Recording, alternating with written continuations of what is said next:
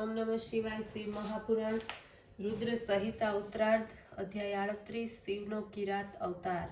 नंदीश्वर बोल्या के शिव मंत्रना अतुल तेजथी अर्जुन शोभवा लाग्यो। પાંડવોએ અર્જુનનું તેજ જોયું, પોતાના વિજયની શંકા તેમને ન રહી।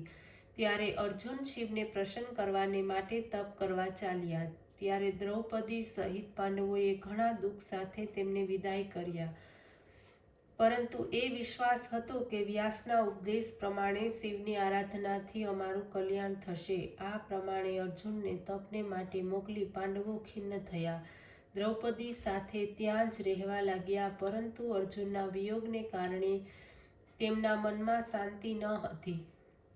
ત્યારે એમને દુઃખી જાણી કૃપા સિંધુ ઋષિ શ્રી વ્યાસ ફરી એમની પાસે પહોંચ્યા। પાંડવોએ તેમને એમની પાસે રહેવાની પ્રાર્થના કરી।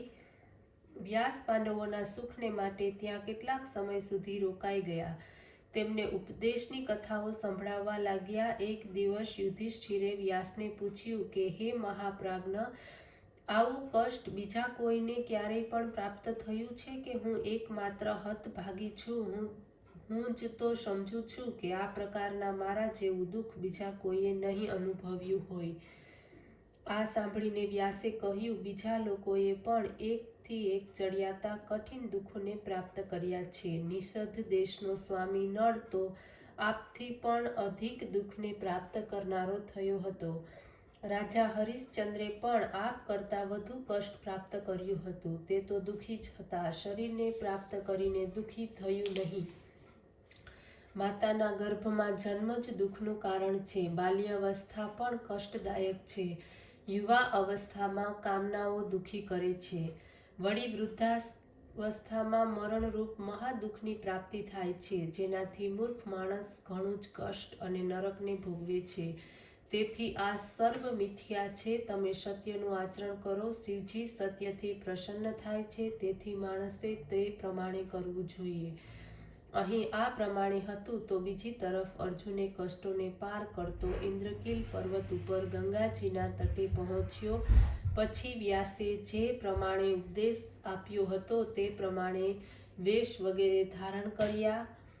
પછીથી ઇન્દ્રિયોને વશ કરીને પાર્થિવ લિંગ બનાવી શિવનું પૂજન કરવા લાગ્યો। ત્રણેય સમયે સ્નાન કરી વિવિધ પ્રકારે ઉપાસના કરવા લાગ્યો। એ ઉપાસનાને પરિણામે અર્જુનના મસ્તકમાંથી તેજ નીકળવા લાગ્યું, જેને જોતા જ ચર જીવો ભયભીત બન્યા। તેમને થયું, આ તેજ ક્યારે શાંત થશે? આ કહેવાને માટે લોકો ઇન્દ્રની પાસે ગયા। અર્જુનના તપની વાત સાંભળીને ઇન્દ્રે સચીપતિ ઇન્દ્ર વૃદ્ધ બ્રાહ્મણનો બ્રહ્મચારી વેશ ધારણ કરી અર્જુનની પરીક્ષા કરવાને માટે ચાલ્યા। ત્યારે તેમને પોતાના તરફ આવતા જોઈને અર્જુને તેમની પૂજા કરી અને પૂછ્યું કે આ સમયે આપ ક્યાંથી આવી રહ્યા છો? બ્રાહ્મણ વેશધારી ઇન્દ્રે તે બાબતમાં કશું ન કહેતા સામેથી પૂછવા માંડ્યું કે તમે નાની ઉંમરે તપશ્ચરણ શા માટે કરો છો? આ તમારું તપ મુક્તિ માટે છે કે પછી માત્ર જપને માટે? અર્જુને પોતાનું મંતવ્ય કહી સંભળાવ્યું।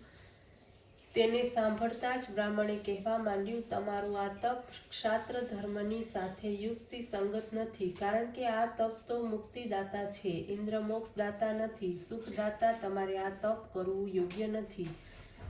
આ સાંભળતા જ અર્જુને ગુસ્સે થઈને ઇન્દ્રને કહ્યું, આપ આમ શા માટે કહો છો? હું રાજ્યને માટે કે મુક્તિને માટે તપ કરતો નથી, પરંતુ માત્ર વ્યાસના વચનોને અનુસરીને તપ કરું છું। હે બ્રહ્મચારી, આપ કૃપા કરીને અહીંથી ચાલ્યા જાઓ। આપ મને પતિત કરવા માંગો છો? આપ બ્રહ્મચારીને અહીં આવવાની શું આવશ્યકતા હતી? આમ કહેતા ઇન્દ્રે પોતાનું મૂળ રૂપ અર્જુનને બતાવ્યું।